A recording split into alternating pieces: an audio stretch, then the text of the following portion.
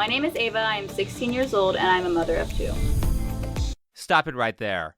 I think that's the shortest intro clip that I've cut in 2 years, but if what she just said doesn't bother you, then you need psychological help. 2 kids at 16 years old. If we do some backwards math, at what age do you think she first got pregnant? I'll save you the time. The answer is 13. She got pregnant at 13 years old, and the wonderful people who made this video have decided to promote that as a good thing. Check this out. Oftentimes, I get a lot of people say that I'm too young to be a good mom, and that is completely wrong. I think that is a stereotype, and that can completely be broken, and that's what I do. I don't think like an age matters. I think you can be a good mom if you're going to be a good mom. No, you can't. Life experience and brain development both matter when you are raising kids. Good parenting is about more than simply keeping your kids alive. I mean, you can't even support yourself. Plus, how exactly are you supposed to teach them to make good life choices when you admit that this whole situation is bad and you wish you hadn't gotten pregnant? If I could make this where I was just a normal kid and everything was fine, I would. The answer is you can't teach them to make good life choices because your life choices resulted in a bad situation that is permanent that you wish you could remove yourself from. What exactly makes you think that you're equipped to foster good behavior in your son and daughter that will cause them to not make the same mistakes that you did? Because contrary to popular belief, and as we will see later, you can't just tell people to make good decisions. If it were that easy, no one would ever screw up. Now understand that I may be responding to the words that 16-year-old Ava is saying, but Ava is still a child. It's my belief that people should be given a grace period from 0 to 18 where they are not entirely responsible for their mistakes. So while I may be responding to the things that Ava says during this video, all of my criticisms are aimed at her parents and the people who made the video. Speaking of the people who made this video, let's hear this line again. Oftentimes, I get a lot of people say that I'm too young to be a good mom, and that is completely wrong. I think that is a stereotype, and that can completely be broken, and that's what I do. When people edit these videos, there's a certain narrative they are trying to set. That's how good storytelling works. So yes, Ava said those words, but she also probably said a lot of things while they were filming. The editors specifically chose those words and put them at the start of the video where it will get the most viewership. So when I hear Ava say what she just said, what I actually hear is the producers at Truly saying that they want to remove the stigma against teen pregnancy. By showing a video that essentially says, look at this 16-year-old mom, look at how she can do it all, look at how great her life is, they are glorifying teen pregnancy. I'd also like to note that this isn't the only time that Truly has done this. Here's another video of a 15-year-old couple with a baby. Being a teen parent isn't very ideal, and when they see us succeeding, they're just jealous. I mean, I think teen pregnancy has always been seen as just an overall negative thing. It doesn't have to be that way. It doesn't have to be a negative thing? Yes, it does, because it's bad for children. Well, at least this particular couple was smart enough to say that they didn't want to normalize teen pregnancy, but that's probably not the case with the people who made this video. I say glorifying and promoting teen pregnancy because all of this is about how great it is to be a teen parent, and they seem to be very careful to not discuss the extreme negatives of having a kid as a teenager. And oh boy, there are negatives that Ava, our 16-year-old mom of 2, has admitted to. Let's get into it, but first, if you like the content you see on this channel, then consider making a donation. Viewer support helps keep me independent, and it helps fund the channel. Links to my PayPal, Patreon, and Subscribestar pages can all be found in the description. And also, don't forget to support me on Alt Tech.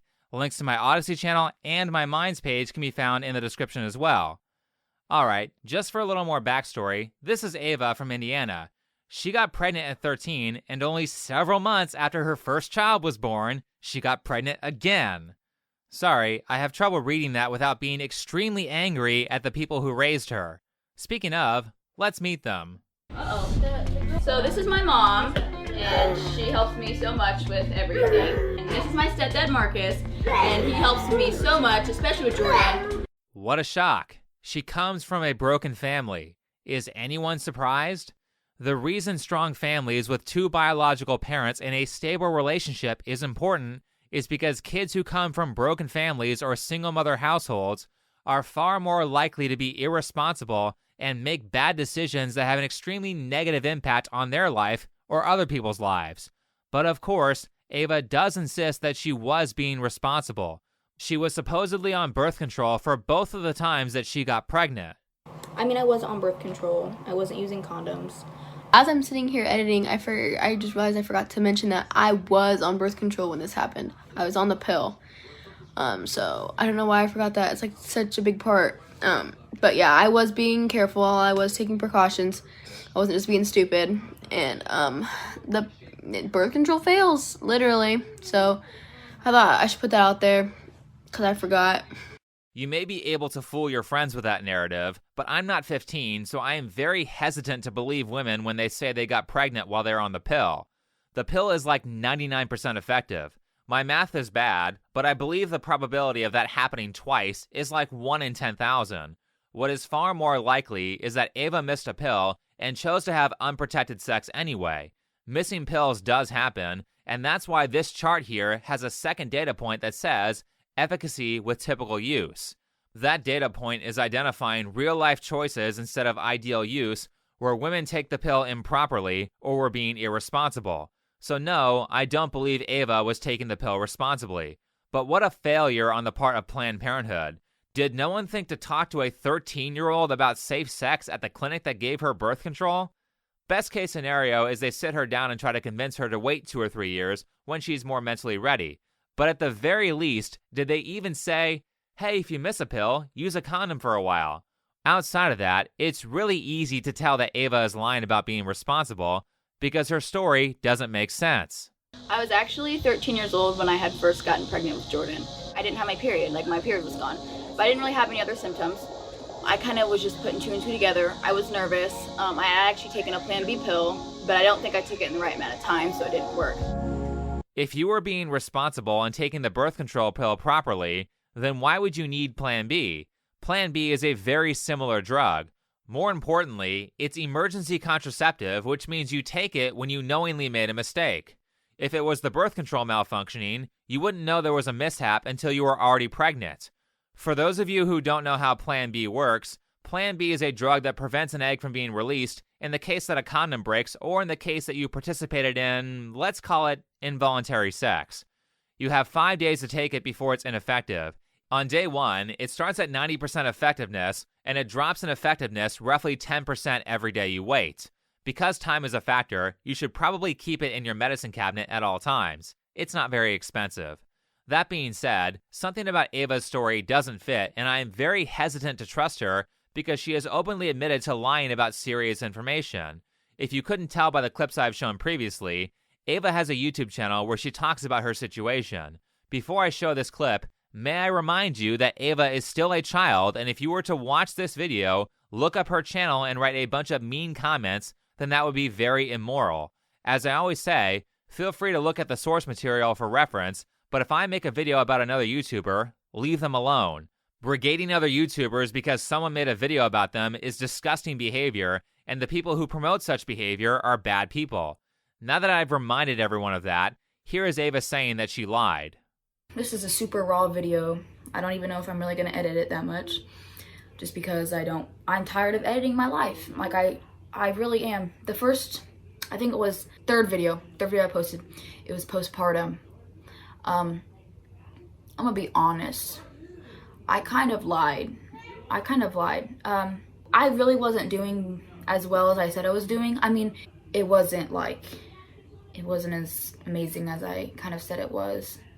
I'm going to say this next thing because I care. Ava, I don't trust you, and I don't trust that you're able to make responsible, long-term decisions for yourself, which is fairly normal because you're still a teenager. The person who is responsible is the mom, who of course gives the old, I don't know what happened. I was busy going about my day being a parent, and all of a sudden my teenage daughter gets pregnant twice. I've gotten a lot of, why would I let my daughter do that? Why would you let her get pregnant either time? What kind of mother does that, lets her daughter get pregnant? Of course nobody lets their kids get pregnant. I've never once told them that they could go, be alone together or do anything like that. I have the same rules every parent has, which is no boys in the bedrooms, no being alone, no shut doors. People just get real, I don't know, just the idea that I would allow it or I wanted it to happen, which is not true at all. Well, what are you gonna do? I mean, she told her daughter to leave doors open when the boyfriend was in the house, so she did everything she could. Oh wait, we haven't even met the boyfriend yet.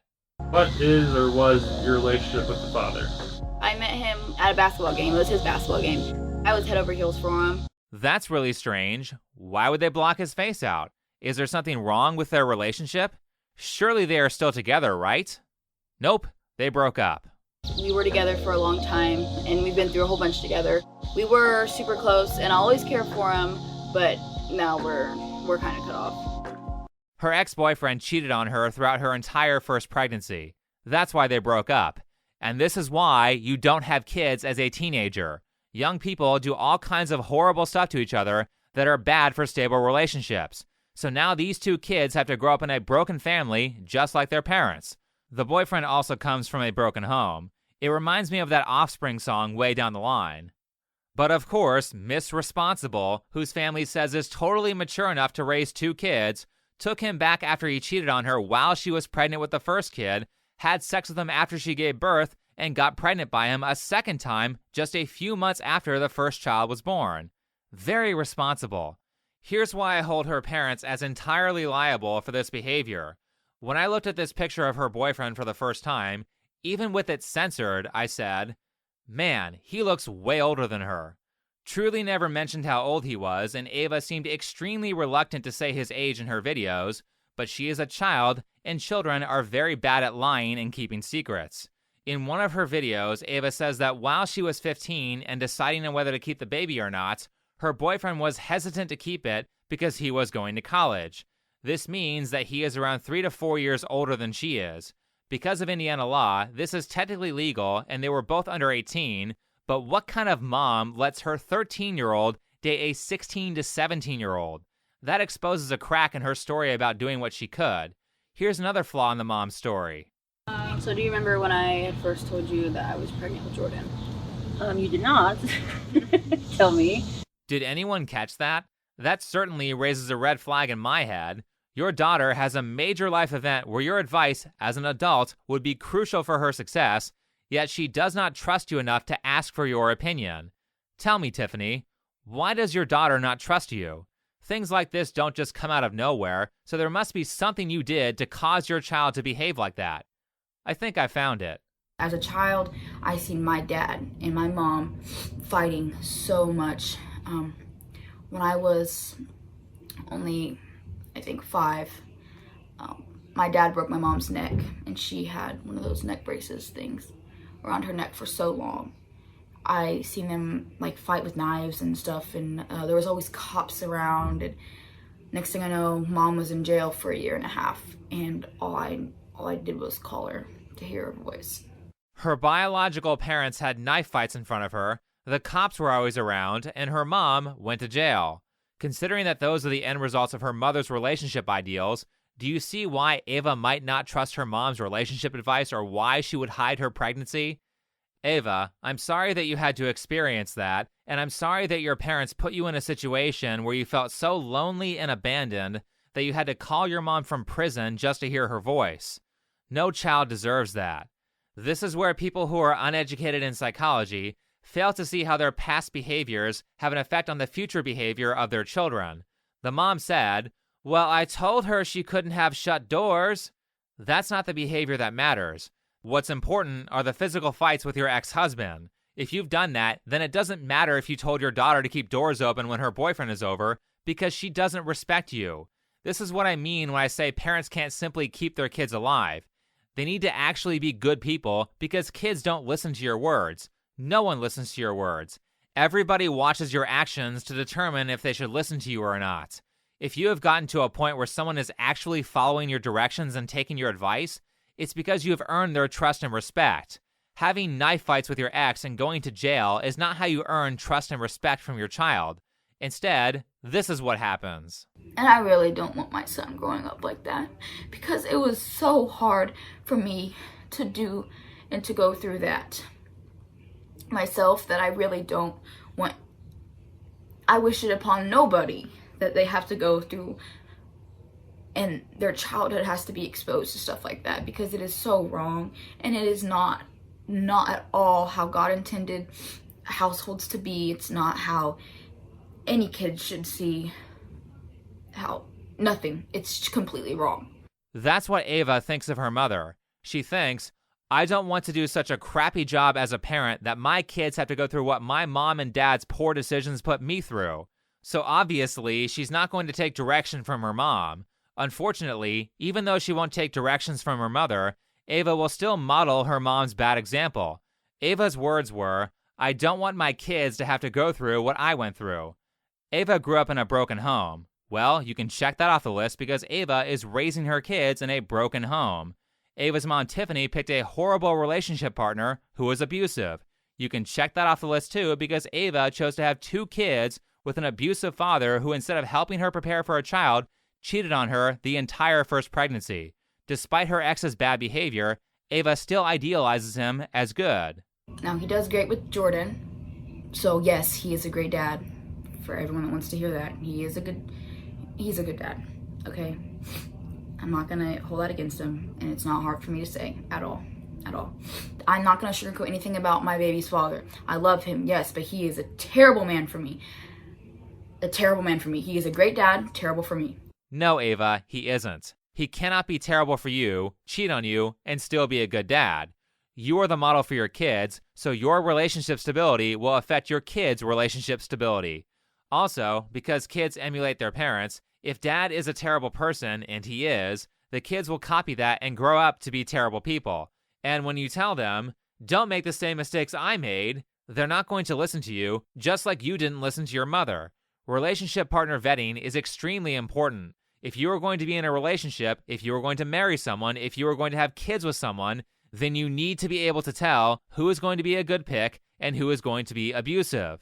But Ava doesn't know how to do that because she doesn't have examples of it in her personal life, so she idealizes her ex-boyfriend, says good things about him, and continued to have unprotected sex with him after he cheated on her, probably in the hopes that they will get back together. You can tell that's what she wants because she says it multiple times. Here's an example of that. I didn't have a stable relationship with my baby father. Like, I craved one.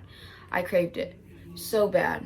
Instead of realizing what a bad guy this is and moving on, she will likely continue to hold on to hope, even though she has said that she is done with him. Because she still attributes positive things towards him, she will either try to get back together with him again, or start picking guys who are exactly like him, if not worse. And that's how you get to the point of knife fights with your significant other. So that's 3 ways that Ava is currently raising her kids in a similarly bad environment to what she was raised in. Broken family, not able to pick a good relationship partner, and not making the kinds of life decisions that will cause her kids to trust her when they grow up. Let's talk about one more, and this one's pretty bad. Ava is clearly expressing favoritism towards her son over her daughter. Yet another reason why teenagers should not be raising children. Teenagers don't know to not do stuff like that. Here's what I mean. She displays favoritism a ton of times. This is Jordan King Thomas. This is my son. He is 16 months old. I love him. He's my first love. And this is Avea Elise King, and she's my doll baby. This is Jordan, the one I love, and that over there is the other baby, whatever her name is. But wait, there's more. I could do one. Jordan, I felt like, was it for me. When I just processed the whole thought of doing another, and I felt like I wasn't going to be able to give enough love to Jordan, it was the most traumatic thing. I literally cried to my mom. I remember just screaming and crying. Wow. Way to tell your daughter that she's unwanted, while at the same time saying her existence robs your son of the love that you want to give him. What about her? I hope your daughter doesn't see this when she gets older. So that's 2 specific times just in the My Extraordinary Family video that she expresses favoritism. She also seems to only talk about her son. This is my stepdad Marcus, and he helps me so much, especially with Jordan. And this is Aurora, my 4-year-old sister now. She's everywhere. She loves Jordan to death. Oh, he's so great with Jordan. Jordan this, Jordan that. She says her son's name so many times that it was easy for me to memorize it, but currently, I still don't know what her daughter's name is because she only says it once during the entire mini documentary. But it's not just the Truly video. It's also on her channel. And my boyfriend was super excited. He was really, really happy that it was a boy. And I was too. I really wanted a boy. I didn't want a girl. I grew up with all girls. Well, you have one now, so now what? One more example. I don't even know how I'm going to love another baby as much as I love Jordan, or even half as much as I love Jordan. Do you not see how these things might make your daughter extremely jealous because she doesn't get as much attention from you? This is going to cause sibling rivalry, and it very well might cause your kids to hate each other as they get older. That's very common in broken families. Do you also not see how this might cause you to lash out at your daughter unfairly when she does something wrong? Think of it this way. If you were your daughter, who would you want to be raised by? Family A, who waited to have kids until they were ready, could financially support themselves and their kids, and they say things like, "We're so glad to have a baby girl. We can't wait to introduce you to your older brother. We love you both so much." Or would you rather come from family B, who had an unplanned pregnancy, tried to abort you but couldn't because she was in denial of her second pregnancy and missed the cutoff, and then says, "I don't want a baby girl, and I don't think I could love her half as much as I love my son"? Do you think that's not going to have an effect on your daughter or your parenting? Do you think that's fostering the kind of childhood that's going to make her happy and not have her crying in 14 years saying, "I don't want my kids to go through what I went through"? This is why teenagers should not have kids. Teenagers don't think long term, and childcare is all about how your actions now will affect your kids way in the future. The way this all changes, and I'm sorry, but I'm going to have to treat Ava like an adult for this part, but the way this all changes and the way her kids grow up in a decent environment is for Ava to first humble her ego of her going on about how mature she is and what a great mom she is. Mature people don't call themselves mature. Second, she needs to take responsibility for the bad decisions she's made. After watching all of her videos, I watched her multiple times shift the blame to God and the universe for putting her through this instead of her own stupid mistakes. So December came by and I went to like my first basketball game to watch my boyfriend play, and I got a lot of looks and everything, and everyone from my school was looking at me, and I did feel different from them just because I knew they would never have to go through what I'm going to go through. They would never have to worry about a child in high school, or maybe they do, but not right now. And I just always felt like it was unfair to me. I know that God doesn't put hard situations on weak people, and I know that they couldn't do it. I kind of just had that mindset throughout the whole entire thing, and I was just thinking I was a lot stronger, and that's the whole reason why I think I got brought into this. I think that's the main reason why I didn't miscarry. You need to take responsibility for your faults, otherwise you will keep making the same mistakes over and over again. You blame other people for your first unplanned pregnancy instead of blaming yourself? Guess what? You end up with another one. Third, she needs to go seek a professional in psychology who can help prevent her from making more bad choices. These pathological behaviors are ingrained in her psychology, and she's going to have to work really hard to train herself to make healthy choices. Will she do that? Unfortunately, probably not, because everyone around her is encouraging the behavior. I am extremely proud of you. I have never seen someone your age, like, even act as mature as you do. Like, all of my friends are close to being as mature as you are. People say that all the time to me. It's how you don't look your age, you don't act your age, Yeah. and you really just, like, act like you're kind of just doing this on your own and you're doing it, but you are. She's not doing this on her own. Her parents are paying the bills. Also, people don't change if they don't know there's a problem. This is all compounded by Ava's excellent mother saying dumb things like this. I think it's like, it needs to be normalized that it's okay to keep your baby. No, it's not.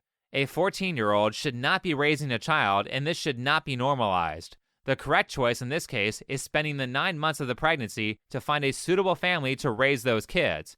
Adoption is not a perfect answer, but it's far better than what Ava chose. This is not about people saying, "Well, I made the kid, so I should have to be punished by raising it."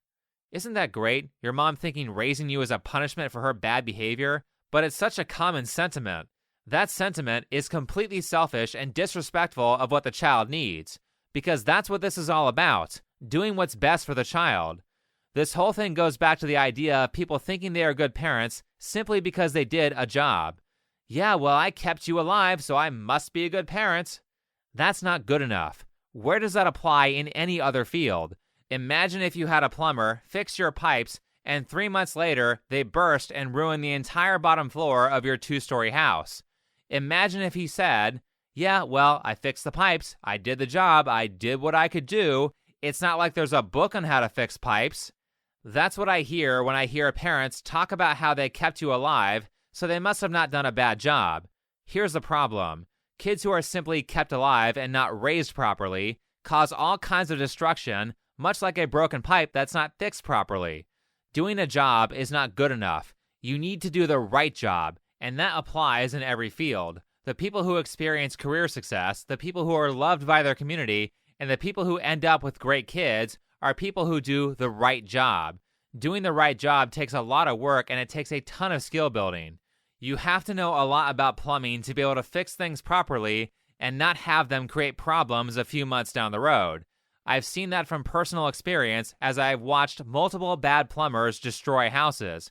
In fact, a slight shift in topic, a few years ago, a friend of mine showed me the engine of his brother's car. Apparently, a mechanic who worked on the car previously didn't tighten a bolt properly, and it rattled enough to tear a hole through the engine, which I believe totaled the car. That mechanic didn't do the right job. Knowing enough about cars or plumbing so that stuff like that doesn't happen doesn't just take a lot of studying, it takes a lifetime of constantly learning new skills involved in your craft. Doing the right job is also hard work. You might find yourself fixing an engine. While you were putting everything back together, you made a crucial mistake that will harm the integrity of that engine at the very beginning of reassembly. That might mean you have to take the entire engine apart and do the whole reassembly all over again. Sometimes that happens, but the good mechanic will spend the time taking that thing apart again and make sure the job is done right. That's the person who gets good results in the long run, and that's the kind of person people should be striving to be. But with that said, I think that's enough for this video. So if you liked it, hit the like button, subscribe if you're new, comment and share. If you would like to support this channel, then you can do so with PayPal, Patreon, or Subscribestar. You can find all of those links in the description. Last, don't forget to check me out on Odysee and Minds.com. You can also find those links in the description. Otherwise, thanks for watching, and I'll see you in the next video.